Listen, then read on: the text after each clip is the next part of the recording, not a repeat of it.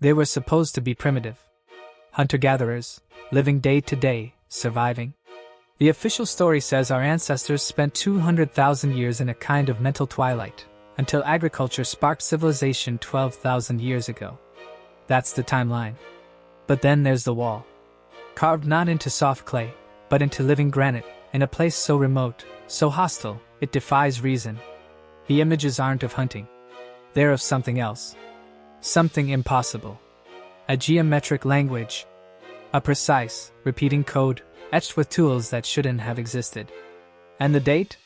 10,000 BC. This isn't an anomaly. It's a crime scene. And the crime is against everything we think we know about what it means to be human. What if the story of our ascent is wrong? What if we didn't climb slowly out of ignorance, but fell from something else?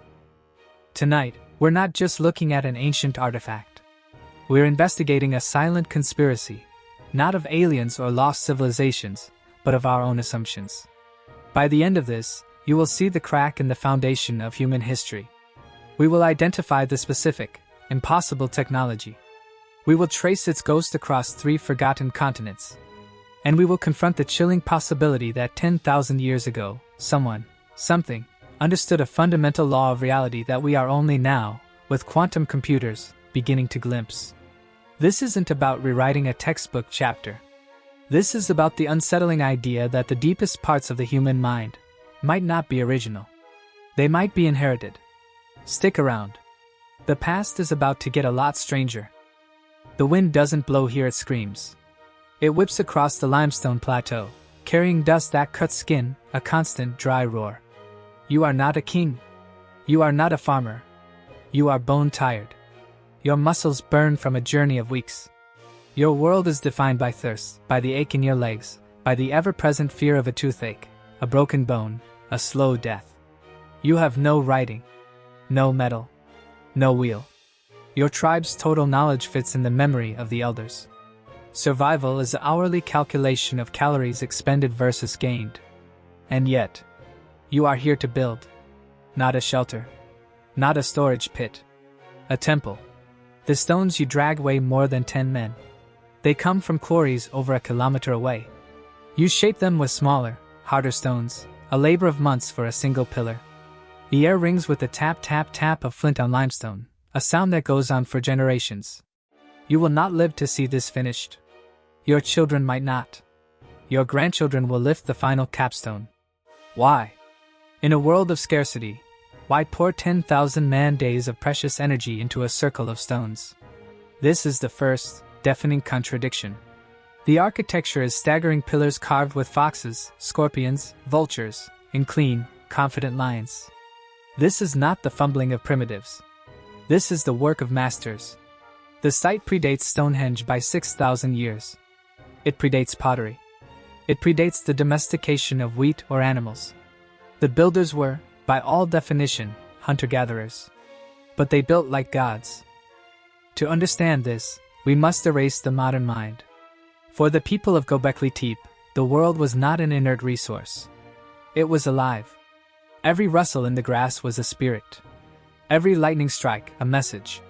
The universe was conscious, and brutally indifferent. The human problem here was not just hunger. It was terror. Terror of the herds not arriving. Terror of the sky not raining. Terror of the invisible rules you couldn't see but knew governed everything. Your survival depended on negotiating with these unseen forces. How do you bargain with the wind? How do you plead with the earth? You create a lever. A technology of influence. This is the birth of ritual. Anthropology tells us ritual solves core human drives. It promises control over survival, through fertility rites, hunting magic. It creates belonging through shared, costly participation. It negotiates power through who leads the ceremony. And it medicates the paralyzing fear of death by linking you to something eternal. Göbekli Tepe was not a city. It was a machine. A psychological machine built from stone. The sheer cost of its construction was the point. It was a massive, communal sacrifice of time and energy, a scream into the void. See our commitment. Now, give us life. You see the logic now. In a world of brutal uncertainty, the most rational thing you can do is build the irrational. You get it. But then you look closer at the pillars, at the animals, and you see it. The foxes aren't just foxes. Their tails form perfect right angles. The bird's wings align with notches on the pillar's edge. A vulture holds a sphere in its talons, a sphere with a distinct, carved band around it. This is where the story breaks. In 2017, researchers published a spatial analysis of the pillars. The three central, T-shaped pillars in enclosure D aren't placed randomly. Their layout corresponds to the three stars of Orion's belt in the night sky of 10,500 BC. But they didn't just mirror the stars. The carved animals on the pillars, the scorpion, the fox, the bird, correspond to constellations as they would have appeared at a specific time of year. The entire complex is a functional, three-dimensional calendar and celestial observatory of stunning accuracy. Here is the contradiction. This is agricultural technology. A precise calendar is the single most important tool for knowing when to plant and when to harvest. It is the foundational tech of farming societies. But Göbekli Tepe was built by hunter-gatherers, 1,500 years before agriculture is supposed to have been invented in this region. The timeline is inverted. They didn't develop the calendar because they started farming. They may have started farming because they already had the calendar. The technology existed first. The primitives possessed a knowledge system so advanced, it literally created the Neolithic Revolution. This shouldn't exist. But the stones are screaming that it does. And Göbekli Tepe is not alone. This is not a one-off miracle. It is a pattern, a ghost in the machine of prehistory. 1. The vulture stone of Göbekli Tepe, Turkey, 9600 BC as described, a Stone Age observatory. 2. The Lascaux shaft scene, France, 17,000 BC. A famous cave painting shows a dying man, a wounded bison, and a bird on a stick. For decades it was called a hunting scene. But in the 1990s, a scholar overlaid the constellations.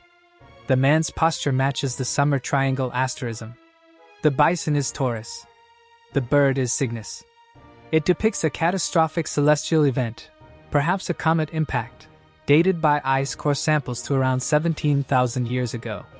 It's a 19,000-year-old record of an astronomical disaster. 3. The Ashango bone, Congo, 20,000 BC. A baboon fibula with a series of notches. Long thought to be a tally stick. But the groupings of notches are prime numbers, 11, 13, 17, 19. It also shows a base 12 counting system and hints at multiplication. This isn't counting kills. This is abstract mathematics, from the heart of the Ice Age. 4.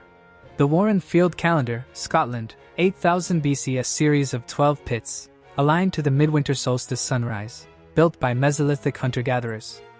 A 10,000-year-old calendar, again predating local agriculture. The pattern is undeniable. Across millennia and continents, societies we label pre-civilization were engaging in complex astronomy, mathematics, and monumental architecture. The same technology encoded knowledge in monumental form. But knowledge is never neutral. Who controls the calendar controls the harvest. Who interprets the stars speaks for the gods. This is where the psychological machine reveals its dark gears. The rituals at Göbekli Tepe likely involved feasting. Evidence shows massive amounts of wild game were consumed. This created a dependency. Hunter-gatherer bands would come, contribute labor to the temple, and be fed in return. The temple became the economic and ideological center. It started to control. This is the shift from ritual as plea to ritual as power. The shaman, the priest, the elite who could read the stones and predict the seasons held life and death authority. The technology of astronomy birthed the technology of hierarchy, of class. The very act of building these sites required coordination, which demanded leaders, which created inequality. The haunting detail? At many of these sites, including Göbekli Tepe, the oldest, deepest layers are the most sophisticated. The later additions are cruder. It's as if the knowledge was slowly degrading, being forgotten. What was once understood deeply became mere ritual, then superstition, then legend. The dark turn is this. The greatest technology these ancients invented may not have been the calendar. It may have been the priesthood. And having invented it, they may have become trapped by it, until the original, profound knowledge was lost, buried under layers of control and dogma. They built the machine, and then the machine started building them. You think this is ancient history? Look at your screen. We are the hunter-gatherers of information, scrolling a digital savanna, our brains wired for the dopamine hit of the like, the share, the new piece of data. And what have we built? Not stone circles, but data centers. Immense, monolithic temples that consume staggering energy.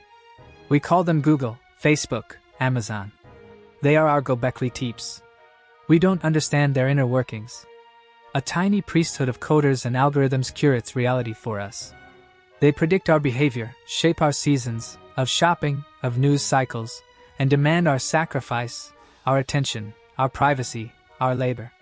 We participate willingly, because it gives us a sense of belonging, of power, of negotiating the terrifying complexity of the modern world. The ancient technology wasn't stone or astronomy. It was the encoded pattern, the ritual, the structure that allows a complex society to cohere, often by handing control to a specialized few. Your political tribe, your brand loyalty, your algorithmic feed, they are all rituals. They are all technologies of belonging and control that we built to survive, and which now, in many ways, build us. The 10,000-year-old pattern isn't gone. It's the operating system of our world, running in the background. So here is the final, quiet revelation. The 10,000-year-old technology that shouldn't exist is not a tool, or a calendar, or a monument. It is the human capacity to externalize consciousness. To take the swirling, terrifying chaos of a living world and impose a pattern upon it. To carve that pattern into stone, into myth, into law, into code. We project our minds onto the universe, and then we worship the projection. We build systems to explain the system, until we forget we built them, and they become our reality. Göbekli Tepe proves this impulse is not the result of civilization. It is the cause. Long before cities, before writing, before metal, the human mind was already architecting reality. We were always pattern makers. The only thing that has changed is the scale and material of our patterns. The contradiction that haunts history is this: we are far more clever, and far more prone to self-delusion, than we have ever allowed ourselves to believe. Our ancestors were not simple. They were us, terrified, brilliant, desperate to find the signal in the noise. And they succeeded so well, we mistook their blueprints for the natural world. The stones are still there. The wind still screams over the hill. The animals carved into the pillars stare out, holding a message we have only begun to decipher. It's not a message about them. It's a message about the creature that made them. A creature that looks at the stars and sees a story. That looks at a rock and sees a calendar. That looks at chaos and cannot help but build in order to explain it, to control it, to plead with it. We built temples before we built houses. We mapped the heavens before we mapped our fields. We have always been running a 10,000-year-old program, written in a language of ritual and symbol. The question that lingers, long after the video ends, is not what they knew. It's what we have forgotten about ourselves in the forgetting. And what we are building right now, in our own image, that will stand 10,000 years from now, whispering a truth about us that our descendants will struggle, once more, to understand.